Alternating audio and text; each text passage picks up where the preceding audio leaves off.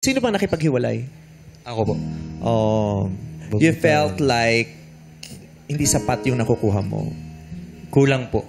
Kulang po yung nabibigay niyang effort para sa akin. Sinabi mo sa kanya yon? Ano yung dahilan kung bakit ka nakipaghiwalay? Sinabi ko po sa kanya, yung buong naramdaman ko po nung time na yon. Then, sinabi ko nga po na bakit parang ako na lang palagi. Hindi ko na nararamdaman. Parang dumating po sa point na naisip ko po na kailangan niya lang po ako kasi nakukuha niya po yung mga gusto niya. Ayun po. Sinabi ko po sa kanya yun, then siya po. Oo, so parang parang sinasabi mo, si Algin ang materyoso. Parang ganun po. Baka kaya, totoo ba yun? Kaya siya napagod kasi materyoso ka? Depende po sa kanya kasi po nasanay po ako sa princess treatment niya po. Hinihingi mo o kusa niyang binibigay? May times po na nag-share po kasi ako sa mga Facebook po. Siguro po, dun po niya na-realize na baka gusto ko neto, baka bilihan ko siya neto, ganun po. Pero ano yun? Generous ba siya?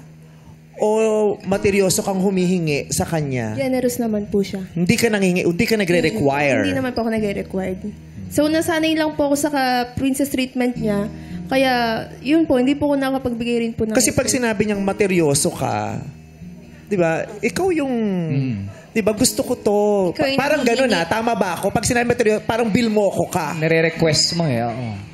Hindi po ako ganun. Hindi naman pala siya bill mo ko. Ikaw pala yung nagkukusang bigay ka ng bigay. Baka po kasi gusto niya po yun eh. Sabi niya po, sa tingin mo, bagay ba sa akin yung ganito? Nagpaparamdam.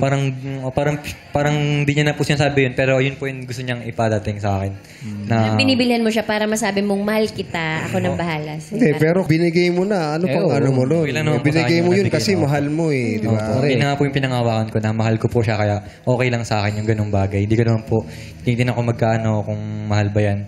Basta masaya po siya, okay po ako dun. Pero parang pangit din yung ano. Ang ending parang pangit yung dating niya sa'yo, no? Kasi ang ending, ang conclusion mo, materyoso siya eh. Para nahusgahan niya ng ganun. Yun lang. Sa palagay mo ba, nabigay mo yung todo mo sa kanya? Opo. Tinipid mo ba siya ng effort mo? Pinakatodo na po yun. Minahal mo siya? Sobra po. Nang totoo? Yes po. Yung alam mong uri ng pagmamahal na bigay mo Yes sa po. kanya? Actually po, si Kyle po talaga yung pinakaminahal ko po. Pinanghinayangan mo ba si Kyle? Hindi. Medyo po. Medyo. Ikaw, hindi ganun Algin. ka hinayang. Ikaw, Kyle. Kyle, pinanghinayangan mo ba si Algin? Siguro, opo, nung una po, tapos nung mga ilang buwan na po, siguro hindi na po talaga. Yung mga nagastos mo? Hindi naman po kasi tumitingin sa presyo eh. Ang akin lang po is mapuntahan siya at mapasaya po siya. Kasi yun po yung parang gusto niya parating sa akin. Pag nagme-message po siya sa akin, ayun po. Gusto ko lang po na mapasaya siya. Kamay lang ba yung message? Gusto mong mapasaya siya habang napapasaya ka niya? Okay lang. Parang common na po yun eh. Pag pares po kayo masaya. Hindi nga. Kasi yung pagpunta mo sa kanya, napapasaya siya nun eh. Hanggang sa ayaw mo na kasi ikaw na lang ng ikaw, kamo yung gumagastos. Na hindi ka na rin masaya. Opo. Masaya pa rin naman po ako, pero hindi na po ganun yung parang, hindi na po nakakaramdam ng parang girlfriend ko po siya. Parang ganun po. Kasi, so kung ikukuklud natin to, ano bang naging problema nila? Anong naging problema? Kasi base naman sa kwento ni Algin, may effort naman siya. Quality time. May ginawa siya. Minahal niya naman ng totoo. Quality time. She made sure na minamahal niya, napaparamdam niya ang pagmamahal kay Kyle pag magkasama kayo. Si Kyle din naman may binibigay, may ginagawa din, may effort. So parehong may effort. Pero yung isa, sinasabi nung isa, siya lang ang may effort. kulang po. Kukulangan siya kay So Algin. is it really the effort o yung may hinahanap kang hindi mo nakukuha? Ako isa lang nakikita ko dyan. Ba't sila naghiwalay? Hindi sila compatible. Hindi sila compatible kasi ano yung gusto ni Kyle, hindi. Kung ano mo naman yung kayang ibigay ni Algin, hindi rin kayang tiisin ni Kyle. So, hindi siya nakatiis eh. Kasi kung mahal mo yung tao, titiisin mo yan. Kahit ilang Hindi mo taon yung sinabi agad kanina para tapos na tayo. Yan yung iniisip ko eh. Hindi sila compatible. Kuya Jong! Kuya Jong! Kuya Jong!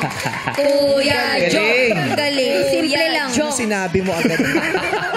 Kasi kung mahal mo naman yung tao, magkulang man yan, may mali man dyan, tatanggapin mo pa rin yan. Kasi mahal mo yan, pipiliin mo yan. Hindi ganun yung nangyari. Ikaw at ikaw ang pipiliin. Yes, hindi nga sila swak. Kasi ang contradicting yung lagi nating sinasabi, 'di ba? Pag nag-empower tayo natin, sinasabi natin you are enough. Oo. O paano pag dumating na it's not enough? Yes. Kala ko ba you are enough? Bakit Correct. it's not enough? Hindi ka sapat para sa kanya. Yeah. 'Di ba? Sapat ka naman pero sa kanya hindi ka sapat. 'Di ba? Kaya huwag na nating ipilit. Correct. 'Di ba? Kailan naman hindi ka magiging sapat sa isang taong hindi rin naman sapat ang pagmamahal sa iyo. 'Di ba? Kasi pag mahal ka ng tao, you will be enough. I think pag sobrang mahal na mahal ka ng tao, you will be enough. Yes.